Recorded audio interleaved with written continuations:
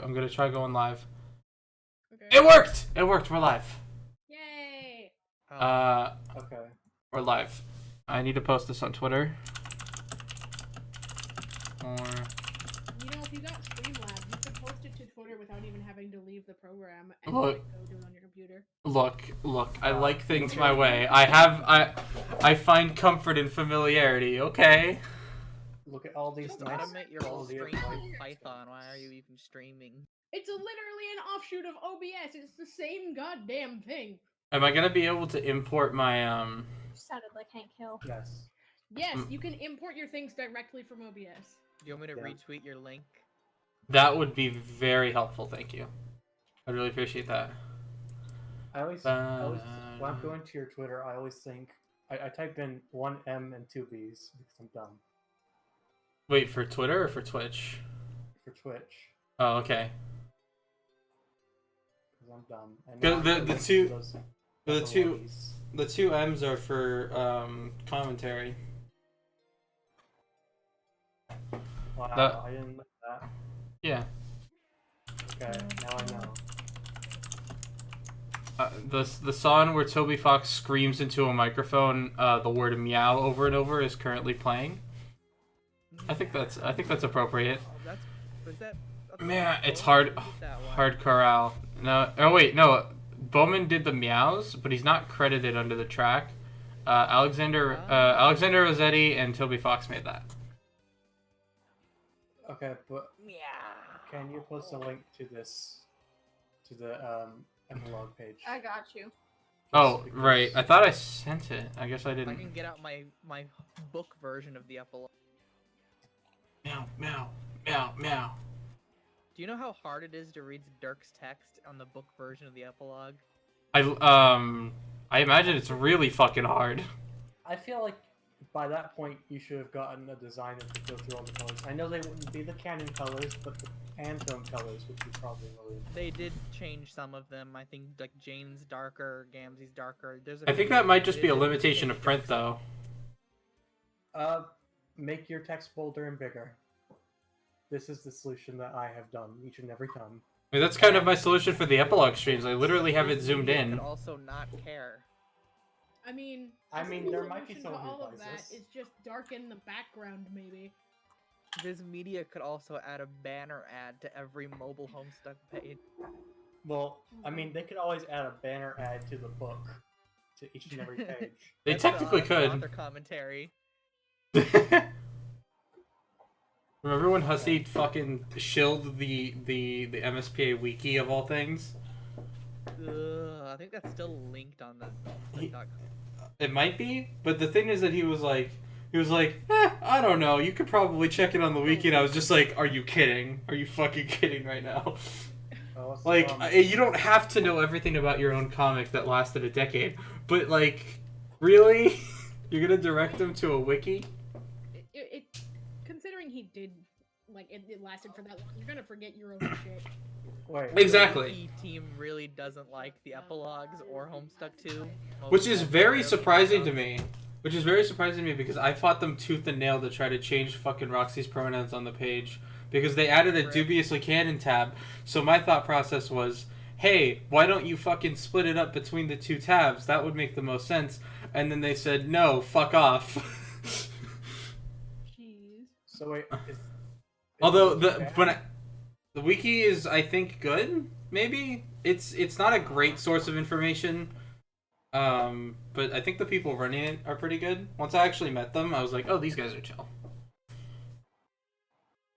They're just making really bad decisions, which, you know, that doesn't make them bad people. It just makes them bad at making choices. Exactly, like me. So. Yay! That sounds familiar. like reading this story. Hey, exactly. We're live. Yeah, we should do that. We should get to that part. So just like last time, and every time that we read Meat, I'm calling Dirk. Okay. Hello. I'm sorry. I'm sorry, Sky. You already know what's about to happen. I'm gonna be eating anyway, so I won't do a lot of reading, but okay. You can have him. I'm gonna be drinking soda. Okay. And soda. Should I grab Dave so that North can do Tarkat? Is having it to switch orange dresses. soda? I mean, in the past, I've done them both. Yeah, but No, you I don't had like trouble soda. switching at times. Did I? Why Yes, not? you did. Why don't you do Dave, Manny? Okay. And then we're gonna do Meet 21. Hello. Hello. Holy shit, that's disgusting. Don't be a fucking xenophobe. I'm not being a xenophobe. Karkat doesn't respond immediately. He shuffles his feet to the edge of the outcropping they're standing on and stares down at the brood pit where the mother grub of Earthsea is squelching out unfertilized jelly. Dude, you know I'm not a xenophobe. No answer. This silence makes Dave actually back up for 3 seconds and think about what the hell just came out of his mouth. He's worried that maybe he said something wrong here, that he was being horribly insensitive and made inside a place that's probably holy ground for the few Alternia-born trolls left alive. Maybe flippin' xenophobia isn't the best look in front of your alien pseudo-boyfriend when it comes to jamming about the irreconcilable biological differences between your species. Dave could definitely be handling the situation with a certain measure of restraint or grace, but he's got my genes, so he decides to handle it a different way than that. I mean, that's what this whole election thing is about. Having your back when it comes to this reproduction issue. Well, that and the economy. Let's not lose total sight of the economy in this critical discussion. But I'm almost as passionate about this troll speciesism thing as I am about the economy, which you may not have known is my number one issue. My wheelhouse, you could say. But my other wheelhouse is like giving a fuck about your feelings and culture and shit. Karkat still doesn't answer. He's staring real intently at the jelly. Dude, hey. Carcat. Yo, Carcat, you listening? Hey, dipshit, shut up for a minute. I'm not ignoring you because I'm mad. What? That wasn't what I know that you perish like a delicate lilac bloom in the fucking desert if not showered with my verbal attention at all times. But I'm kind of witnessing the rebirth of my entire fucking species right here. You ever think that this might be a monumental moment for me? That I might be awestruck at the pure majesty of this sight? Dave comes to the edge of the outcropping, standing shoulder to shoulder with Karkat as he too observes the majesty of translucent glue getting birthed out of an alien asshole. Karkat's got a strange expression on his face, cast half in shadow and half in orange light. Dave winces at the grubs as the grub's nasty slime shoot sputters out a bunch of air bubbles. It's a gross, gurgling fart that goes on basically forever. Yeah, but it is totally disgusting, right? I can't fucking believe you. What part of this is disgusting? Is it the slow deflating of its descented abdomen, the sound of dozens of segmented legs clacking against its exoskeleton, the unfertilized slurry being slowly squeezed from its ovipositional sphincter? Is that it? Is that disgusting to you, Dave? Kind of. You're right, it's horrible. To be completely you wanna honest, get I would have Kanaya? gladly gone the rest of my wretched existence without ever seeing this. It's like when you squish the toothpaste down in the middle, only the tube is filled with fetus juice. It's awful. Anybody want to take Kanaya? Kanaya? Well, Sky said they were eating. Oh shit, that's true. I can do it, I guess. No. I'm sorry, but I can hear you from down here. Did you? Oh wait, no, I actually shouldn't do Kanaya because of what happens later in this chapter. Okay. There's gonna be a lot of switching. That's why. So yeah, go ahead. Okay. I'm sorry, but I can hear you from down here. Did you want to talk to me, or are you intent on performing an impromptu and very unfunny comedy act at on my front step? Oh, hey, Kanaya. Dave grabs Karkat by the wrist of his oversized sweater and they skid down the narrow hallway into the mouth of the crater. Kanaya steps out from beneath the canopy where she was doing grub science, wiping her hands on a silk cloth. She's glowing. Her skin, I mean. Her mood can be politely described as pensive. Still, she smiles at the sight of old friends. What's shaking, sis? Must you always call me that? No, but it does feel pretty rad to say, Like, wow, my sister-in-law is an alien. How cool is that? I love our awesome planet where everyone is free from xenophilic family units without fear of government interference or reprisal. Which is totally smooth segue into the topic at hand. That wasn't smooth at all. In fact, I don't think it would be possible for you to raise the subject we've come to talk about in a more ostentatiously awful and awkward way, just because you did that stupid little... Here, Karkat pauses to imitate a very common Davism that involves 2 hands and a double wrist swivel. It's an incredibly good imitation because he sees this particular bit of body language like 10 times a day. Motion with your hands doesn't make it smooth. No, see, the reason it's smooth is because I was the one who did it. I got inherent smoothness, and it's a quality that transfers to everything I say and do. Also, that thing I do with my hands isn't stupid. It's cool. It's the stupidest thing I've ever seen you do. It's the stupidest thing I've ever seen, and you do it like 10 times a day. What even is it supposed to be? I'm dropping a beat. Like I'm using a turntable and scratching one song into another, all smooth and shit. It looks like you're trying to fold laundry you forgot to iron. Dude, you have never once in your life ironed a shirt. I am familiar with the basic mechanics of your Earth customs, Dave. Okay, ironing is not Earth culture.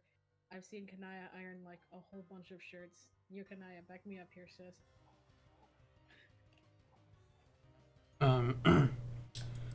Karkat regards them with a thin-lipped smile that is... Oh, Kanaya...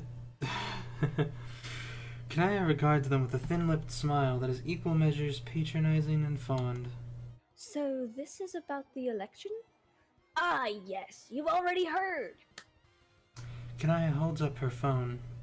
I do get the internet down here. I am impressed that you managed to be seen in front of that many people without spontaneously bursting into flames.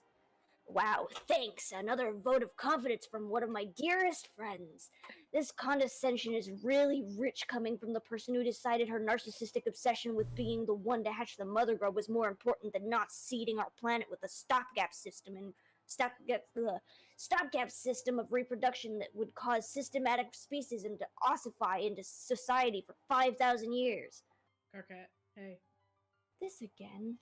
Yes, this again! Fuck! Karkat, buddy, remember the game plan here. We want to get Kanaya on our side, not alienate her completely. Karkat, I acknowledge that there have been consequences to the decisions we made regarding the foundation of this society that were not foreseen or ideal, but I do not think it is productive to attribute these resultant troubles to a single decision or individual. It stands in the way of our efforts to address them. You know as well as I do that we must present a united front. Please do not misinterpret my tone. I have nothing but the utmost faith in you. Kanaya reaches out to put a hand on Karkat's head. He doesn't duck away in time, and she gives him an affectionate, matronly hair ruffle between his horns. She keeps her hand there and pulls him a step closer so that she can speak softly to him. Her voice travels high in the empty cavern, but her tone is tender and private. While I know that it is difficult for you to take a direct compliment, I have in the past, but my faith in you when the threat of our survival has been immediate and literal, it's basically nothing to ask me to do it again now that the threat is far more. Kanaya pauses here, choosing her words more carefully than usual. She takes her hand off Karkat's head and puts 2 fingers to her lip. Karkat's eyes follow the motion, white and bright as dollar coins. Existential is how I think I shall put it, if we are going to be polite. You're up on all the issues then. Kanaya sighs and starts making her way around the edge of the brood pit. How could I not be when it concerns me so directly? She lifts the hem of her skirt and jumps in.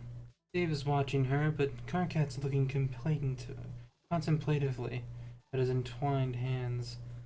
Kanaya's right. It's almost excruciating for him to take a completely unironic compliment, especially face to face, like what she just said to him. I understand this about Karkat. It's one of the precious few things he and I have in common. We internalize and project the quality in very different ways, however, which is why I'm going to win. Jane has been here to speak with me recently, in fact. No fucking way. She was quite cordial as always. You know, I do like Jane. In some regards, she reminds me of a friend we had who sadly did not survive our time on the Meteor. She was unfailingly kind to everyone she met, but she also happened to be the heiress to the... Is it heiress? Eris. Heiress to the throne of a vast and bloody empire, and while she had a lot of opinions on reform, she had already wrenched some of her power from our last empress in the traditional manner. Karkat finally looks up at the description of one of their many dead friends. Naya carefully steps between the puddles of brood jelly and approaches the mother grub. She rests an ear against the rise of its massive stomach, then taps the shell with two perfectly manicured fingernails. By which I mean that Jane is perfectly pleasant, and I believe that she has only the best of intentions, but I can't shake the feeling that deep inside her lurks the potential for Despotism. despotism. Okay, I get why you guys keep calling Jane a crypto-fascist, but fucking pfeffery? She was harmless! These things take time to gestate, Karkat. Damn. Power corrupts in small steps. Compromises, concessions, appeasements, and leaders follow the example set for them. Stop. Look at what Jane has modeled herself after already. I do believe it's important to consider precedents. Stop. It's okay. Okay, I'm letting you out of my room. Go. Go. Go. Be free. When Kanaya is satisfied by whatever she hears churning inside the grotesque insides of the giant bug, she comes back up to the lip of the pit and hoists herself out. Kanaya dog, Kanaya dog. That's just Nine. Jade in the background.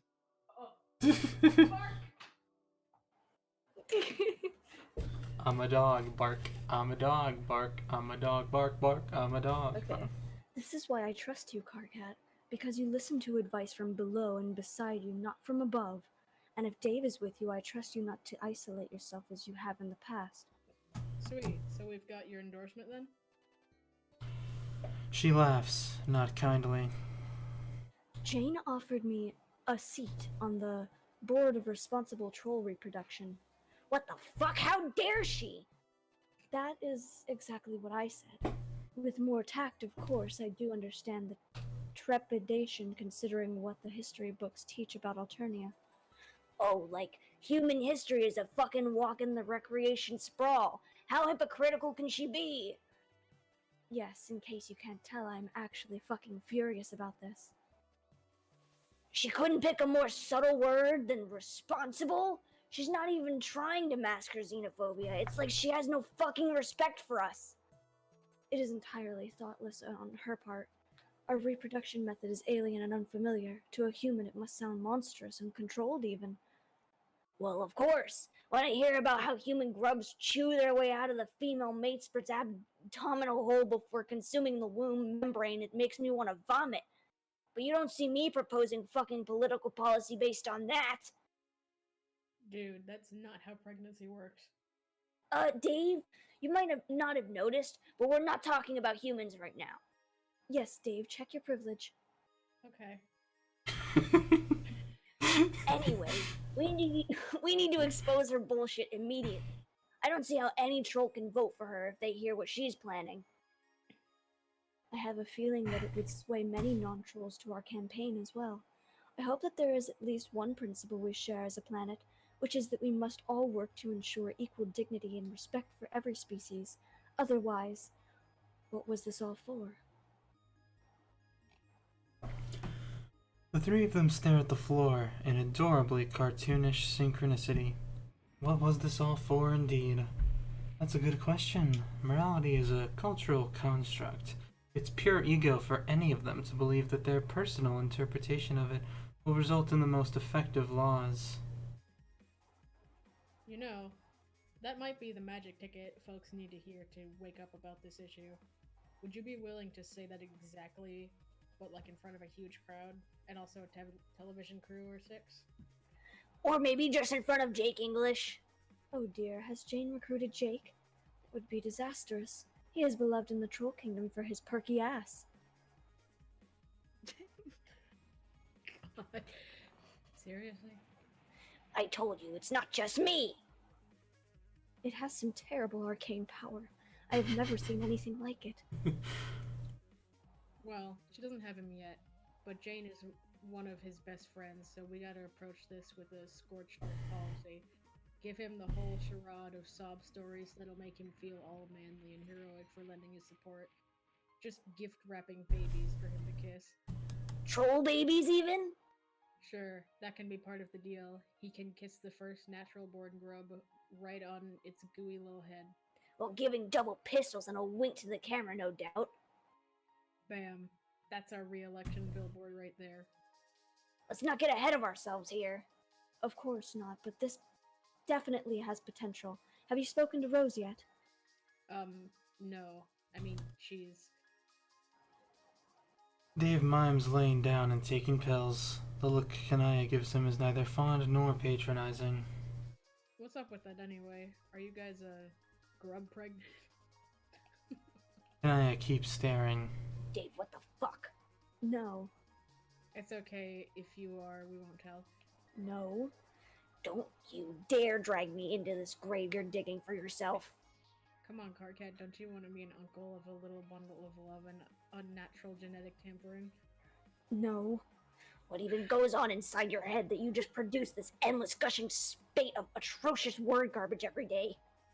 Okay, stop freaking out. I'm just saying, from what I understand of troll reproduction, it would be technically possible for a troll in a human suit. No. And with ectobiology, anything's possible. Oh my god. Whatever put you on this unfathomable train of thought? I don't know, it's just unusual for Rose to brush me off for our annual ecto-sibling oversharing session. She's been sick for a while. Either she's pregnant or I got reasons to be worried. Kanaya turns her head and bites her lip. Her thin fingers clutch at the hem of her shirt. She starts flickering a little, like a light bulb in a heavy storm.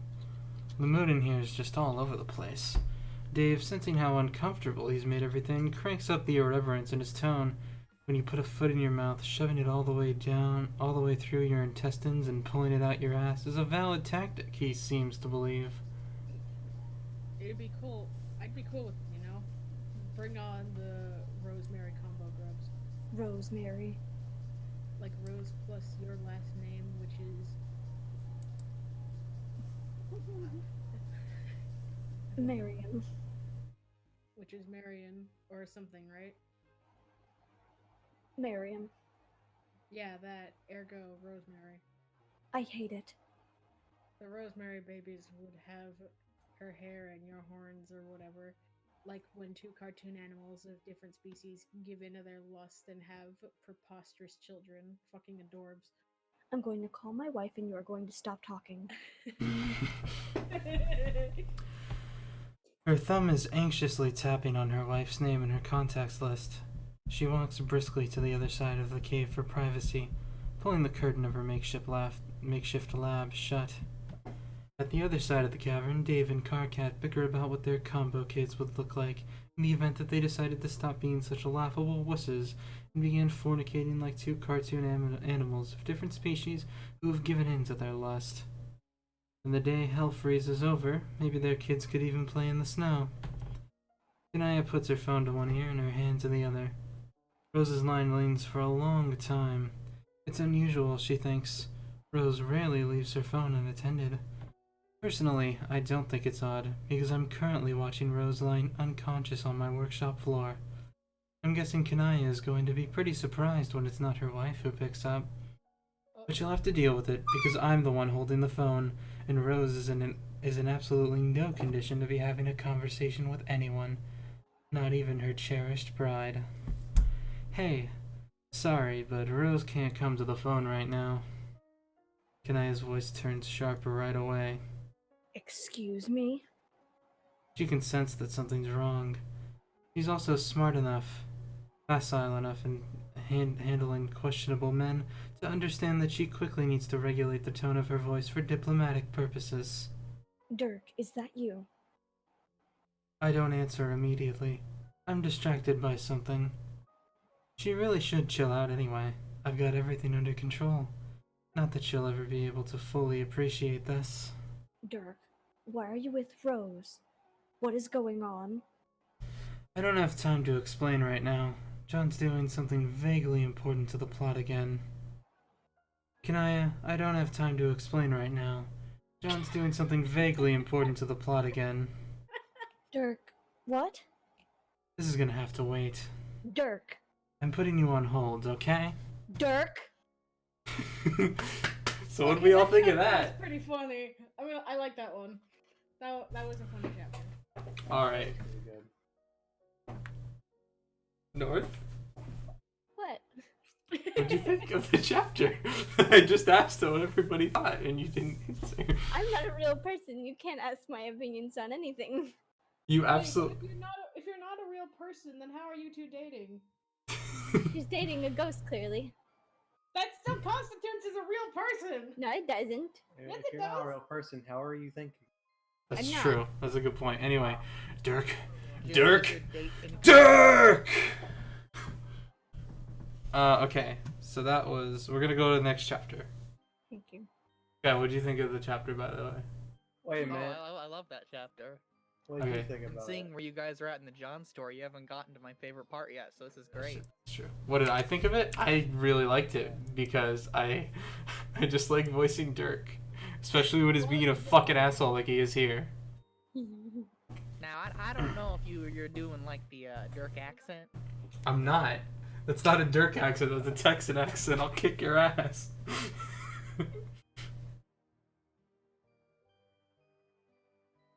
Okay. So meet 22. Hello. Hello. You've been drifting so long that you've lost the ability to objectively judge time or depth or distance. It's getting hard to think about yourself as an objectively limited being. The boundaries of your skin begin to thin and disappear. What is it that makes an individual an individual? Is it the physical space we occupy? The electric sparks that sizzle through our brain flesh? If your perception expands beyond the meat sack of your body, then are you really an individual anymore? Why shouldn't we become gods? Why shouldn't we become one god? You scrunch up your nerdy face and furrow an eyebrow. It seems you aren't enjoying this train of thought. Hydra, now's your time to shine. Okay. Alright. Why am I even thinking about this? Bullshit. Yeah. Sorry, dude. That's what's on my mind right now. I'm having a phenomenological debate in my third year that's way more popping than your little hero's journey into the belly of a quarter-life crisis. It turns out you don't have time to worry about the voice inside your head because you hear one outside of it. At first, you don't think it's real. You think it must be an oral mirage. But then it calls you the fuck out. Yo, blue guy, get the shell down here.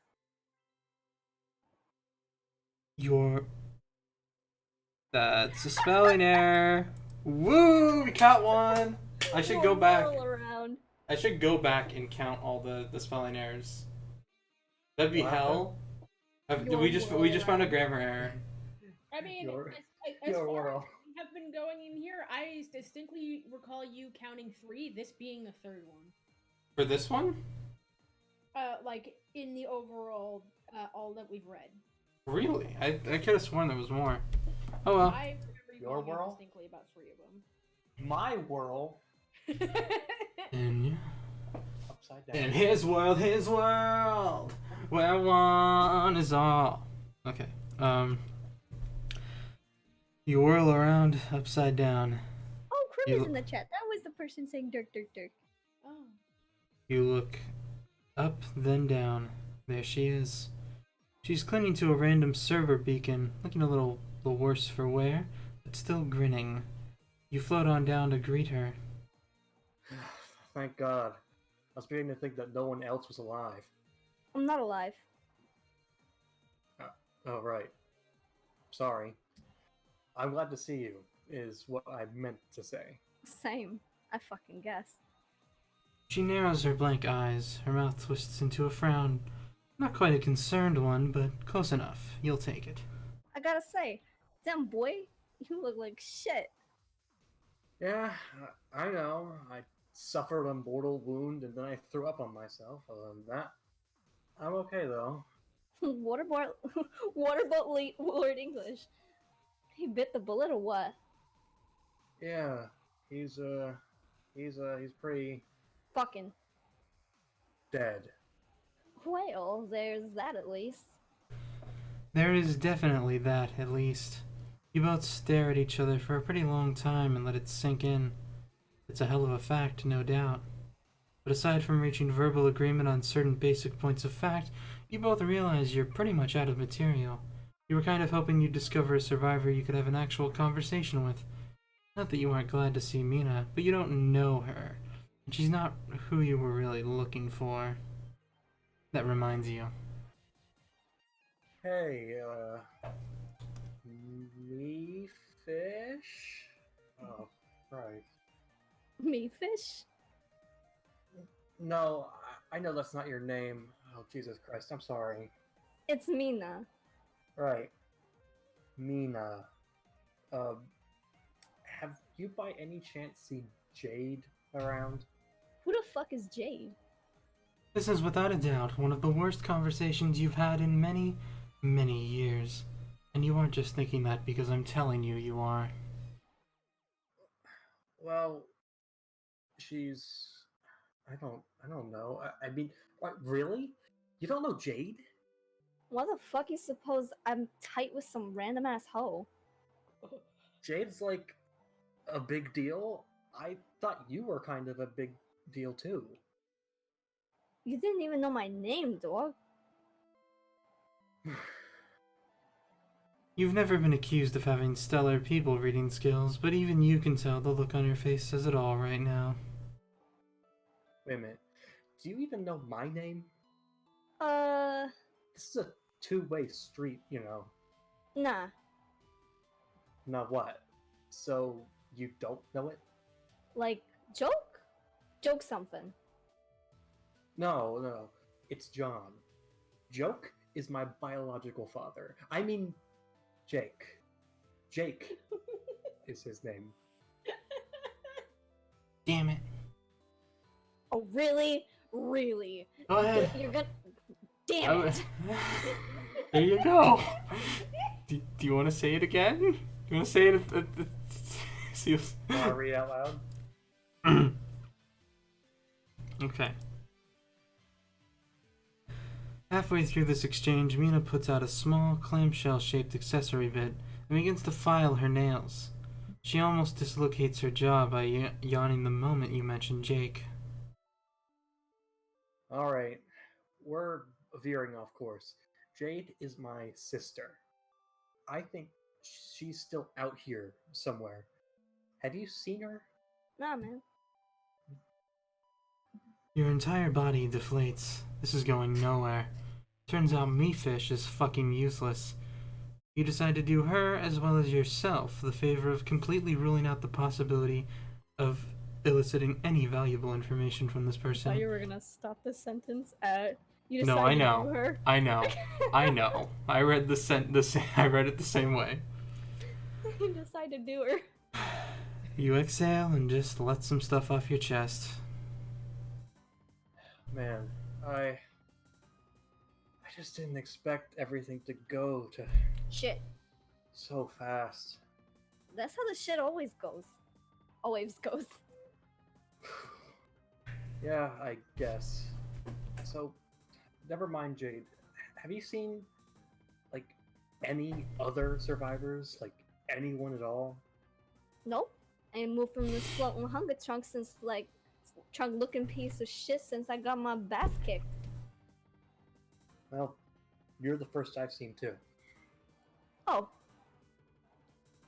There's another awkward silence. You spend most of it looking at your feet until something occurs to you. So, what's your plan now? Plan. Yeah. You just gonna hang around here in the middle of nowhere doing nothing forever? That's what ghosts is most good at, ain't they? You don't have to stay here. I can take you back with me to my planet. I mean, after we're done looking for more survivors. Mina stares at you for an uncomfortably long time. She looks you up and down, like she's making certain calculations. On the one hand, spending infinity clinging to a fridge-like space computer circling a black hole sounds like a drag. On the other hand, will her coolness and street cred be able to survive any prolonged association with this dumb blue nerd? That's what she could be thinking, you think. You hope not, though, because if true, it would hurt your self-esteem. She finally appears to make up her mind. Nah. Why not? Okay, for one thing, genius, I'm dead. I won't even last on your planet. I'll just, like, fade away or some shit. I don't know what happens to ghosts in real places, actually, but I'm gonna guess it goes something like that. Oh, yeah. Oh, whoops, I forgot. Anyway, while you was floating there, I came up with my own plan. What is it? Come here, I'm gonna whisper it to you. Okay.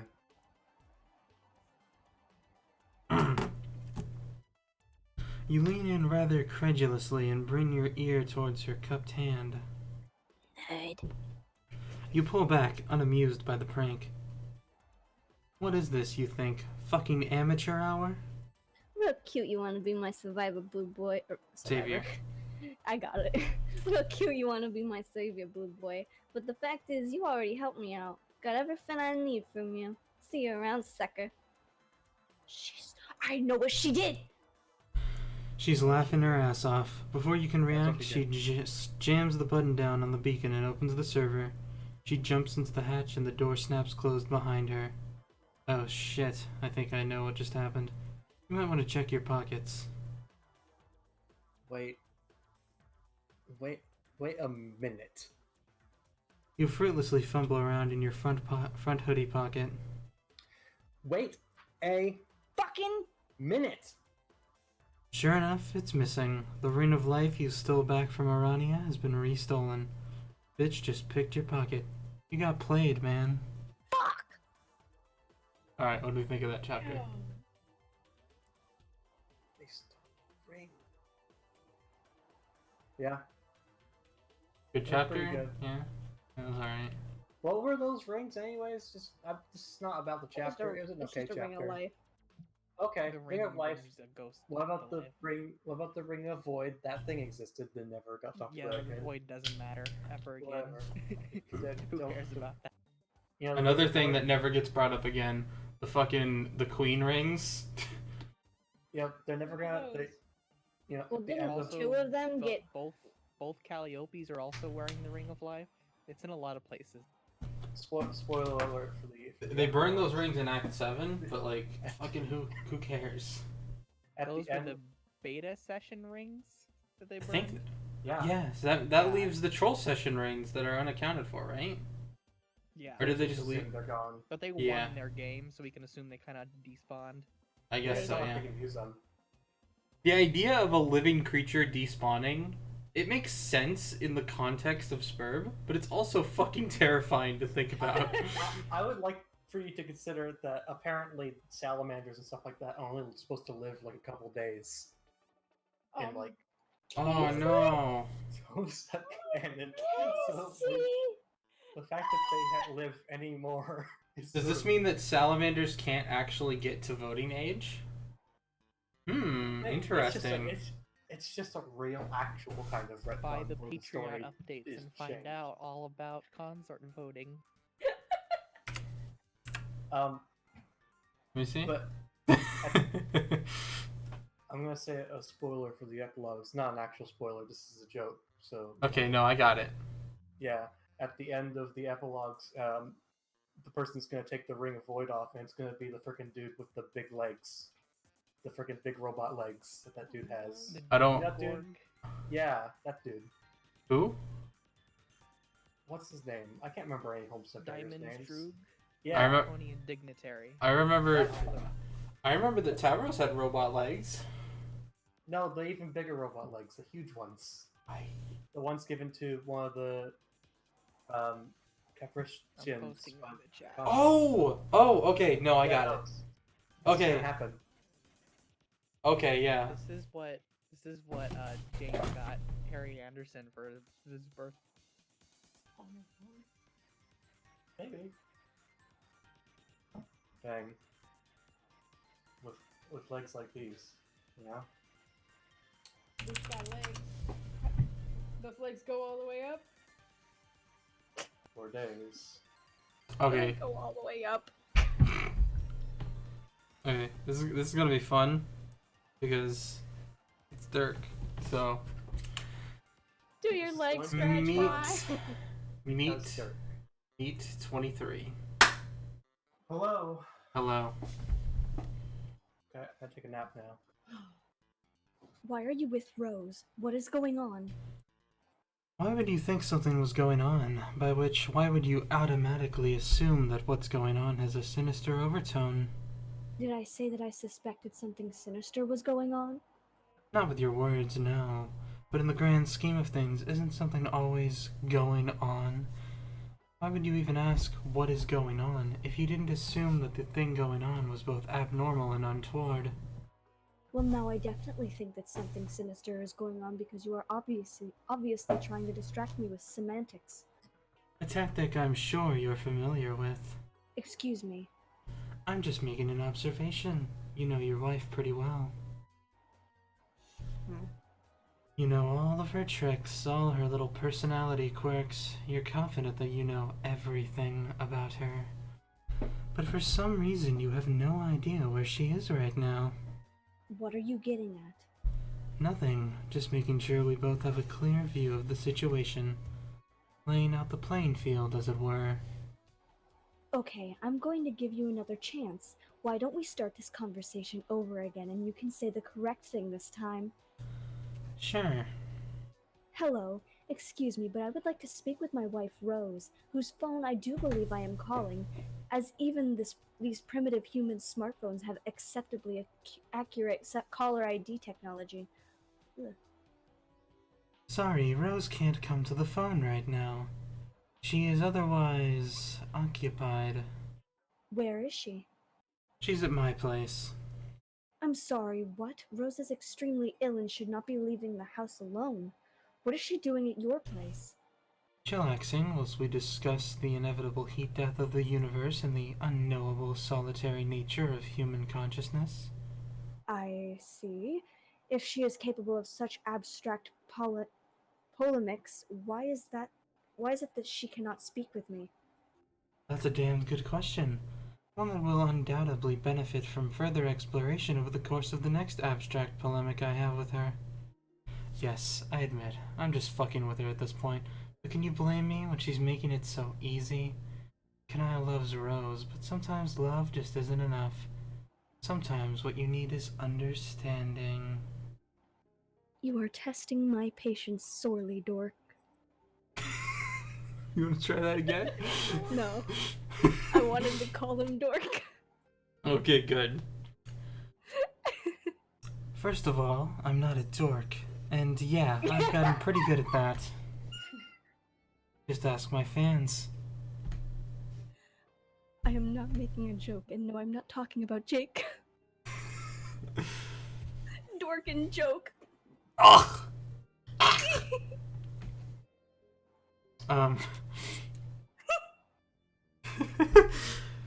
You just called me dork and that's not a joke? Anyway, I'm not making a joke either. I don't really do jokes. Neither do I. I do often make statements which hold varying degrees of irony. Fucking goddamn it. I'm googling this word. Search Google. Acerbic Homestuck wit. Epilogue live dub. Acerbic. Okay, thank you, Google. Google? I do often make statements which hold varying degrees of irony, acerbic wit, or dry expressions of amusement. Yes, that roughly describes many of the remarks I make as well. I knew you'd understand.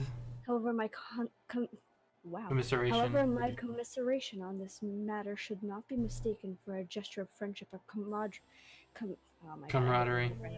Camaraderie at this moment. Then it seems we're at an impasse. It won't be an impasse for very long. I'm coming over immediately to retrieve my wife. If that's what you want.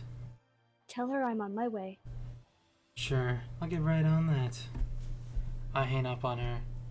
Rose looks up from where she's suffering on the floor. The shadows around her are growing. She stares at me with glassy eyes. Is everything okay? Yeah, just a telemarketer. You know how those carapations can be when they want to sell you some chest shit? Impossible to get them off the phone. So what do we think of that one? Oh boy. He's a dork. I love him. He's never done anything wrong. He's never... He's just a dork. Do you think the carapations they're all big on chess and all that? Do you think there's rebel carapations who wear clothes that aren't just checkerboard patterns? The rebel carapations wear fuck, you said checker, so never mind. I was gonna say they wear checker pieces on their heads instead. And it's strapped on there with duct tape. I was more thinking it was just like a I don't want to say nylon strap, but like I don't know what it's called, but I think you get what I'm going for. I'm gonna be right back and get a soda so I can avoid being asked my thoughts on the comic. Hey, what'd you think of the chapter? I think he's already gone. Damn it, I guess we'll just have to wait. We fucking well, I mean, we don't have to wait. By the time he comes back, they'll be at the 1 Terezi line. Without you, there'd be no sun in my sky. Ain't no love in my life. What kind of world? Alright, so are we continuing? How do What's I? your opinion on the last chapter? Yeah, what was your opinion? We were waiting to hear just from you. Please indulge me. What was your favorite part of the last chapter?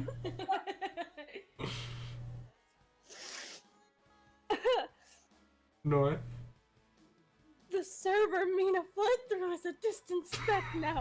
You look back and can't even see it anymore. In fact, you're not even sure you're looking in the right direction. There's only room in this Discord call for one narrator.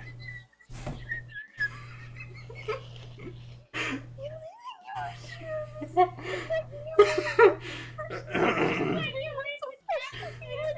about the last one. Doesn't really bother you though.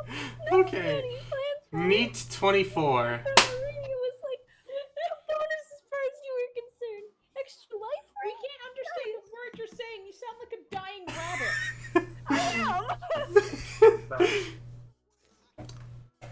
Welcome back, Hadron. It's me. You have returned to me, your one and only narrator. Just let me give my rating. Oh, right. What was your That's rating? good. Okay, you can go now. Oh, also hello. Oh, yeah. Meet 24. Okay, cool. Okay, I can't fucking do the narration with fucking How Do I Live playing on in the background. I love the song too much to not sing along. I don't know Same what. words, but in the tonation of the song.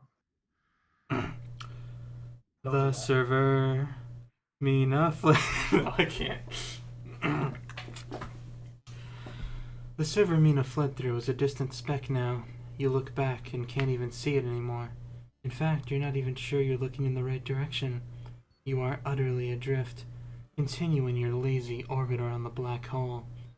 The only thing you are sure of is the fact that your ring of life is freshly pilfered from your not-so-fresh-looking hoodie. It doesn't really bother you, though. It's not like you had any plans for it. Taking it from Arania was, like, a bonus as far as you were concerned. Extra life ring? Nice. Maybe it'll come in handy someday. Scratch that now. The young Condis has it, and is probably hatching bold new plans as we speak. Not that those plans will ever have anything to do with you. Hours and hours slip by, your eyes start to hurt, and the wound in your chest starts feeling numb. It's disconcerting. It's a disconcerting combination of sensations. After a while, you think about tending to your wound. There must be something in your dad's wallet you could use to bandage the gash. You eye the wallet and try to imagine what could possibly be inside of it that would be of any use on a medical basis. A straight razor? You'd probably fuck yourself up even more if you tried to perform surgery. You notice you can't seem to make yourself care about healing yourself long enough to continue entertaining ways to MacGyver your body back to health using nothing but the contents of a wallet belonging to a middle-aged, shaving-obsessed pipe enthusiast. You put the wallet back in your pocket. A glint of red catches your eye just ahead. Then it's gone. No, there it is again. Another glint.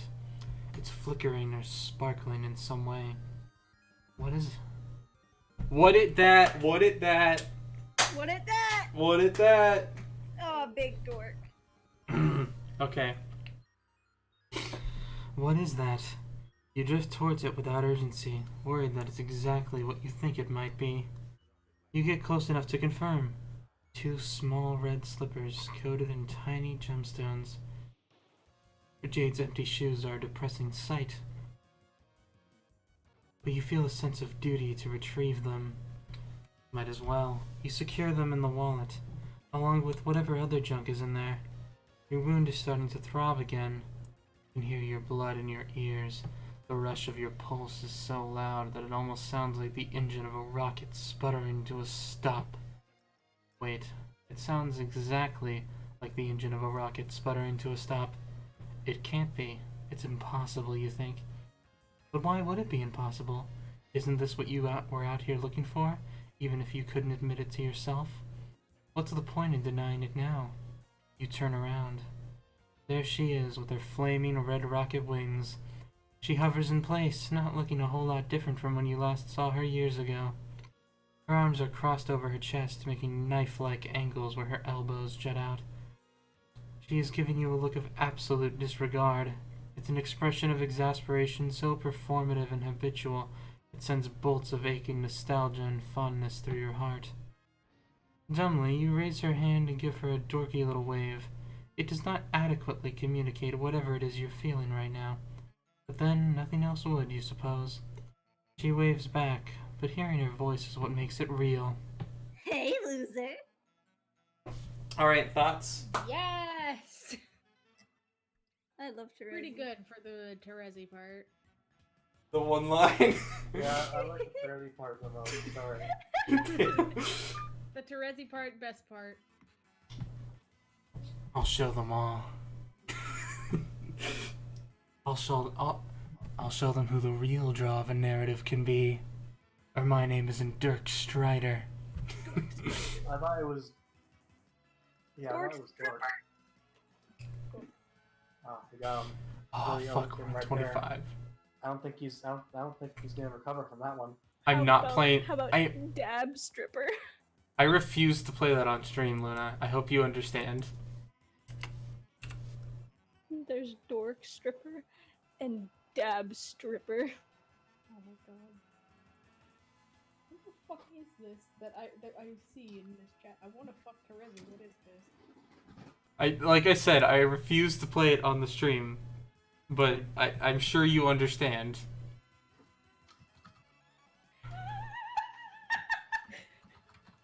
So I actually get to do a rating for this one. For the first time in fucking forever, I'm actually gonna be doing ratings. It feels like it's been so long. In fact, it's been a month, I think. Oh boy. Yeah, we were doing candy back in February. Wait, Oh, what number are we wow. going to? Huh? What number are we going to this stream? So we were going to just be going to 25, but I think maybe we should go to 30 You think we? because we haven't even been going for an hour. Well, yeah, the chapters have been pretty short, so I think we can do it. What do y'all think, Hadron? I don't mind. I have Alright. nothing to do. Ever. All right. Okay, cool. I am alone. Quarantine boys, let's get it. All right. I just want to say, Yeah. I can't wait for when Homestuck 2, which I have not read, but I'm hoping that at a point, because I'm guessing Dirk is going to be the main big villain or something, he changes his name. My name's Darkstrider now. Darkstrider? Oh, that'd be Like so Darth fucking Vader good. with Darth Strider. Oh no. My name is Darth Strider. I was inspired by an ancient film.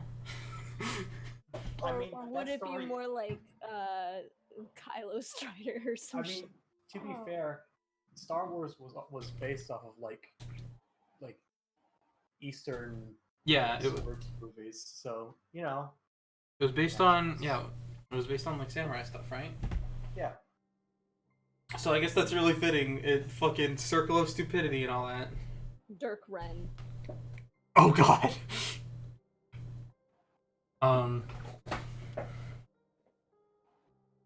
Okay. Meet 25, and I'm very excited for this. Customarily, we God speak damn in it, you didn't say favorable hello. terms about- Sorry. Okay. I never do. No, never mind. Let's just go. Let's go. Customarily, we speak in favorable terms about getting to know each other as people.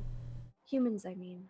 I doubt trolls are as fixated on this concept as one that is widely understood to have preconceived merit. The more we learn about each other, the more the barriers between us fall and the closer we become. And since birth, this idea is stationed in the part of each human mind that is perfectly immune to the dangers of challenge or scrutiny. To grow closer, to know each other, is what it means to embrace our mutual humanity. What it means to be vulnerable. What it means to realize an intimacy implied as a form of divine birthright. And to question this is in any way is to succumb to dysfunction, to pathological insularity, to sociological sin. It is to renounce humanity itself, is it not? Yo, hold on a sec. This shit is dynamite, I promise. You gotta take care of something. Rose's phone is ringing, and I know I'm in for an encore of my last dead-end conversation with Kanaya, so I block her number. I'd like to be able to attend to Rose in peace. It's only cordial for me to give the greater percentage of my attention to someone I actually invited over. The nagging wife can hold her horses. Rose isn't speaking to me directly. She's been relocated to somewhere in the workshop a little more comfortable than the fucking floor. There's a serviceable couch along the far wall, placed there for visitors, but never once used for that purpose until now. I cleared off the spare parts and circuit boards that were piled up there, and laid her down in the reclined position she's in now. Her head is in her hands again. Hair falling over her shoulders. Her face is entirely hidden from me. Her shadow is faded to light behind her, assuming the shape of a rose-like apparition. I nod to her and she continues. When she speaks, it's almost as if it's the apparition that's doing the talking. But is it really a good idea to know a person? Know them inside and out so thoroughly that no secrets remain? If two people were to know each other in such a complete way, what remains of their individuality? If you're going there, we might as well start at the bottom and define what an individual even is. Oh dear God. I place my hand on my chin and broadcast the appearance of being deeply pensive about philosophy all of a sudden. She gulps hard, broadcasting her grim realization that I have indeed become serious as shit about this. Literally any kind of intellectual pablum could pour out of my mouth any second, and she's not prepared. For all she knows, I'm about to start quoting Kierkegaard. I'm gonna fucking check. I'm gonna use Google for its God-given purpose. Please don't start quoting Kierkegaard. Fucking Kierkegaard. That's what I'm gonna use. If anybody gets mad at me, It's I'm fine, who cares? We if don't anybody- know who he is anyway. if anybody in the chat gets mad at me, I'm sorry you picked such a boring major. Shit. You didn't hear the joke I was leading up to. Oh. Sorry, said- you I chose such a boring major. Yeah. Sorry you chose such a boring major in college. At least they got to go to college. You've never even read Kierkegaard, have you? Like you have. Hey, where I come from, Wikipedia is a venerated literary resource. So if I told you I boned the hell up on his pages, you gotta believe me. That's not meant as like a punchline or anything. I'm a really, really well-read dude. But there were only 2 human beings alive where you came from. Who exactly were the academic cognoscenti of your era to determine which sources were deemed respectable? That would be me, obviously. Okay. I suppose you're going to tell me you haven't read enough Wikipedia articles on loads of scholarly shit to fancy yourself an elite academic by 25th century standards as well? No, I guess I have. I'd be one of the top intellectuals by that measure. A measure set by, I guess, literally one solitary, self-absorbed teen boy for the express purpose of making himself feel clever. Absolutely correct. Pretty astounding when you think about it, What? that apparently in any given era the standard for depth of intellectual mastery is inversely proportional to the depth of the ocean. Really makes you think. Does it? No. It's one hell of an observation, regardless, considering we firmly established the fact that we both read the entire Wikipedia page on self-determinism, like possibly more than once even. Let's have a totally amateur debate on philosophy. Maybe with the classics. I'll go first. God is dead. That's a good one. Careful where you say that. You could really ruffle some feathers out there. I'm not a fucking idiot. I keep my potent rhetorical weapons of pure logic safely holstered at all times. You go. I think, therefore, I am. Solid. Check it out, though. The Hegelian dialect on history. Holy shit. Not sure I can keep up with this. How This about music is so bad for this conversation. Subjectivity is truth.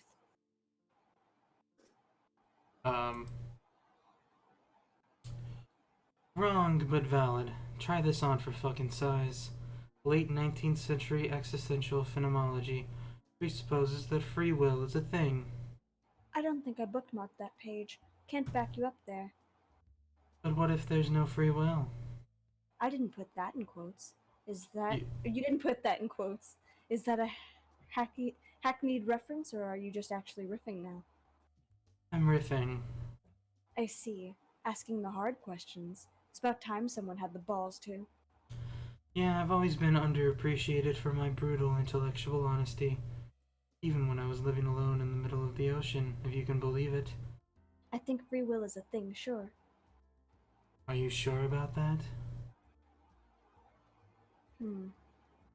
Haven't we spent the entire day having a feelings jam on how none of us got here by accident?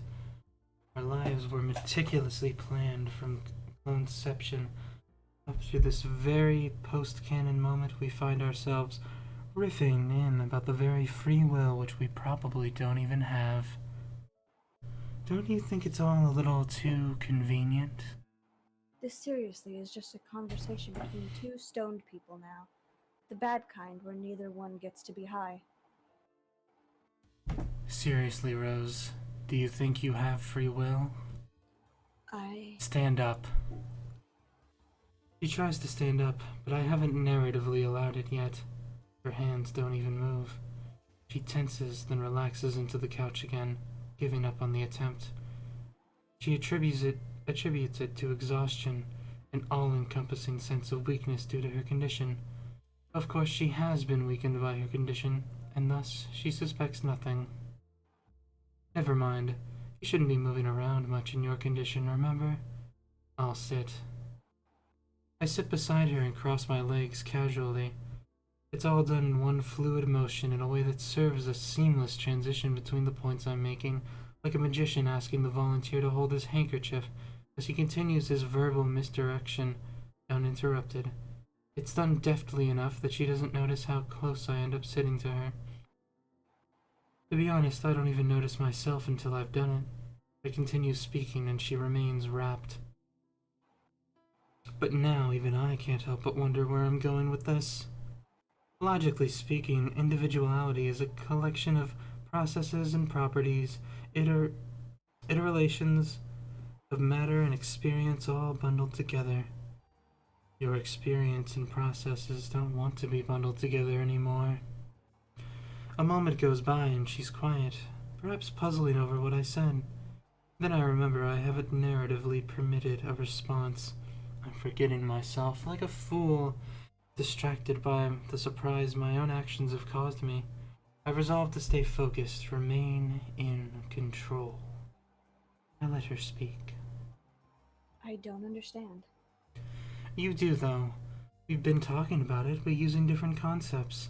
Your ultimate self, that which is revealed when the mind's partitions are stripped away, and all potentiality of who you are and what you could have been flow together. Those are the experiences and processes that are refusing to stay bundled, and that's what your body can't endure. The unbundling itself is your mind coming apart. Because you're not as strong as me, not yet. But you can be. I'm working on that. But for now, I'm focused on stabilizing you with my own expanding consciousness. It's enveloping you now in a way you can't see, keeping your thoughts solid, your identity anchored to your physical forms as it strains to hold itself together. You can't see it, what I'm talking about, but I can help you. I can help you see what I see, if only for a little while. All you have to do is open your eyes. Maybe what you see will help you through this. Is that what you'd like, Rose? Her eyes are shut, her look of concentration speaking to the migraine she must be fighting now. Small beads of sweat appear on her forehead. She won't respond, and not because I haven't allowed it. Rose, stop being a fucking martyr and open your eyes. Rose opens her eyes, not her physical eyes. She opens the others easily, internally, beholding a field of perception elsewhere entirely. They see what I want her to see, that which quietly desires to be seen. She loses track of my voice, which begins to mingle with these words. I offer her my hand, my physical hand. Without opening her physical eyes, she lifts her hand from her lap and places it in mine. I put my other hand on top of hers and wait as she drifts beyond the torments of her unbundling mind.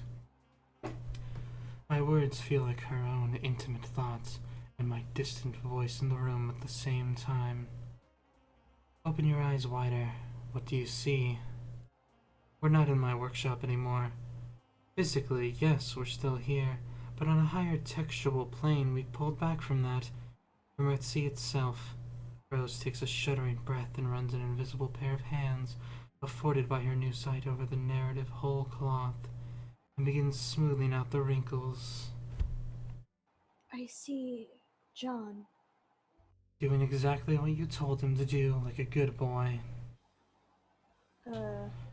What's there to be upset about? You knew this was how it was supposed to go down. He could have made another choice. Then where would we be? Who knows? No, that wasn't a rhetorical question. If John could have made another choice, then you can see what it is. If it can happen, then it's been written. And if it's been written, you can read it right now. I don't know if I want to see. If there's no free will, then there's no regret either.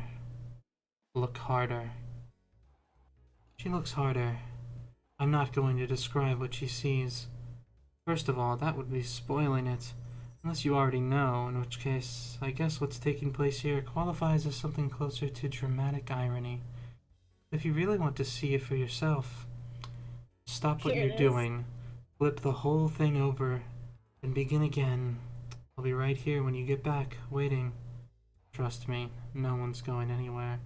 I can see you've already done so, so let's move on. So, what do you think? It's difficult to say. I suppose there are negatives and positives. I can't say if that option would be any better or worse than what we're experiencing now. Whichever way our fate unravels, there's too much of something. Too much blood, too much sugar. I almost can't see through it. It's as if our extra canon reality, our surroundings, our actions, and their consequences, They've all lost the ability to blend the ingredients responsibly. Do you know what I mean? Yes. As if the moment we entered the victory state, everything began to slowly congeal, and when John made his decision, it accelerated the process. The congealing intensified, causing a sort of grotesque conceptual clumping. Concentrated the concentrating the I can't constituent properties of consumption into unbearable doses, like when you get to the bottom of a sweet drink and all that's left is syrup.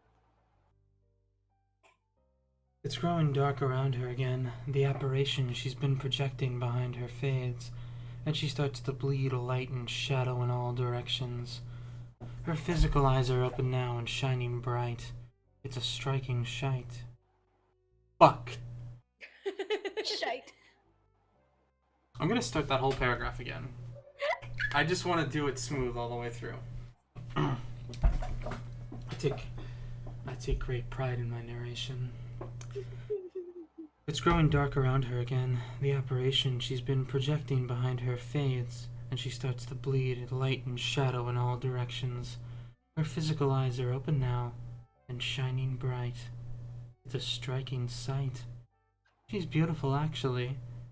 Diaphanous and disheveled, and filled with the limitless light of a meta-spiritual curiosity.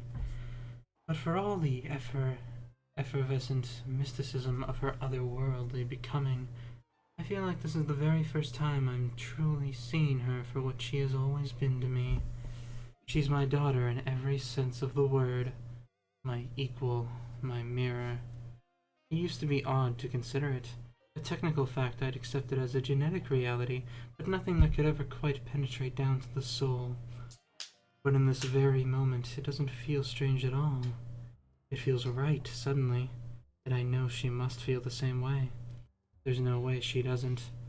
All she needs is a nudge in the right direction. We're family. We belong together. After years of micromanaging the inconsistent and confused desires of total imbeciles, wouldn't it be a relief to have someone by my side who understood me? You're almost there. All your eyes are open, Rose. Now, all you need to do is take a step off the precipice. It'll be a long fall, but I'll catch you. But what if the person you catch isn't me anymore? Who gives a fuck? She'll be better. And there, right there, is the moment she lets go. She uncouples herself from the creaking, buckling partitions of her physical mind. Her consciousness dissolves into a space more vast, a domain given structure and order by my words and conviction. She's permitted the barriers between us to fall, to allow us to know each other more perfectly. As she was saying before, to resist this, to question it in any way, would be to succumb to dysfunction, to pathological insularity, to sociological sin. Would it not be to renounce humanity itself? And yet, ironically, renouncing our humanity is exactly what we have arguably just done. Good riddance, I say. Her body should be dead now, but I'm holding it together until I can implement the more permanent solution I have in mind. All in due time. For now, what is there to do but savor this moment, to appreciate her final waking minutes as a being of flesh and blood? She turns, and the light from her eyes is blinding. It dims a bit as she lowers her eyelids. She regards me with an almost unbearably bright adoration. The kind that's difficult to look at directly, but you can't manage to look away either. It's like the first time you see the green sun. Of course it is, because that's the way I'm describing it. The truth belongs to me, and as of right now, so does she. I see it now. You're right. Have I ever not been? You... A wrinkle in her brow. It smooths out quickly. She murmurs to herself, trailing off quietly. What? I step forward and steady her, hand firm but gentle against her cheek. That's all she needs, a stable anchor. Rose, does time even exist? You already know the answer. So, what did you think of that chapter? For a second. That was great. I'm sorry you had to Yes, North? Just for a second, when I read what time is it, or whatever, and you kind of like you went to talk really quickly, I thought you were like just talking to me in the Dirk voice. So when you started reading the line after that, I was like, what's happening? What is happening? So please, tell me your thoughts on the chapter. I think it's fair that North goes first this time. What are you talking about? It's Otto's turn. What? What do you Very think of the well. chapter? I already said my thoughts. Hadron. What? What did you think of the chapter? Oh, sorry, I wasn't listening. What? Wait, what did I miss? No one can save you. Oh, okay. Sorry, I went to go to Denny's. You what? I went to Denny's to get some. Oh wait, I can't leave. I forgot. It's not a funny joke. It was good. I liked it. I liked the part where they talked. A lot. Cool. That was the whole thing. You I like mean- the epilogues. Yeah, I guess you're right. I do. Oh god. Oh. Hey. My hot pocket is coming back to kill me. Oh, I see. Go ahead. This is I searched up how to make your own Kylo Ren name, Oh my god. and that's what I'm working on while listening to this. Is that what really? And is that from when I brought it up earlier? Yes, here's the Oh my rules. I just realized where Kylo got his name from. Kai equals Skywalker. Lo equals Solo. Ren equals literally just his birth name with an R. Which And means so- that when he was choosing his super scary Dark Lord name, he just mashed up the super names of the most positive figures in his life. Poor Saw can't even evil right. Literally a "what is your Star Wars name" meme. Second two letters are your mother's last name. Last two letters of your father's last name. First letter of your name, but with an R. Would you like to see Dirk's name? Yes. Oh, I'm interested. Okay. I'm very interested. Here you go. Let's see. Alleria. My glasses. The glasses on him. I see a lot of art of Dork Strident on the internet where he has bigger glasses now, and he has fancy pants and all that. I don't remember what he looks like, but I did that. I gave him bigger glasses. I just decided I thought it'd be nice to put that on the stream. Thank you. I made a mistake. I did the last name, but it's the first name and I fixed it. Those are some Tempa Tapa Gurren Lagann glasses you got going on there. Yes, this was the reference. Good. Oh, I don't know what. Let's see. Oh. So oh, North, no, I tell me can't. your opinions on the chapter. Oh, my actual opinions? Oh yeah, you too. Okay. Well, I liked it. I liked the part where they. This is gonna sound really dumb because honestly, not a lot happens in this chapter. In terms of timeline ways, I would say that it was meaty full. A whole lot of stuff got thrown at my face, but in a very nice package. Yeah. Rose can now So- see the all of it. All of it. Good for her. That's mine. Okay, I only have So- one name, so I'm giving this a 2 out of 2. I really liked it. so This is my name if I was Kylo Ren. Hurrah. Hurrah! Hurrah! Hurrah, hurrah. Yeah. So, that's why I'm gonna be in the next Star Wars sequels. Where, Alright. Meet 26. and also Dirk is too. Right. So that's how they're gonna get people to watch these ones after the movie they release. Yeah. And look, you still haven't given your opinion on the Meet chapter. 26. No, I'm actually gonna I'm gonna cut the Shut up. I'm gonna cut the recording between 25 and 26. Okay. So that way I can upload them separately. So before we move on to 26, what's your opinions? Come on. I think Dirk is a precious baby. There's nothing wrong there. Yeah, clearly. You got words? Are you all going to read all the Wikipedia pages that Dirk suggested to read? We already did. Remember? Yeah, I remember that. We did? Yeah, we did. That was Candy. You weren't here. You were here for a lot of it. I don't remember Wikipedia. We read up until The encyclopedia C25. that anyone can edit.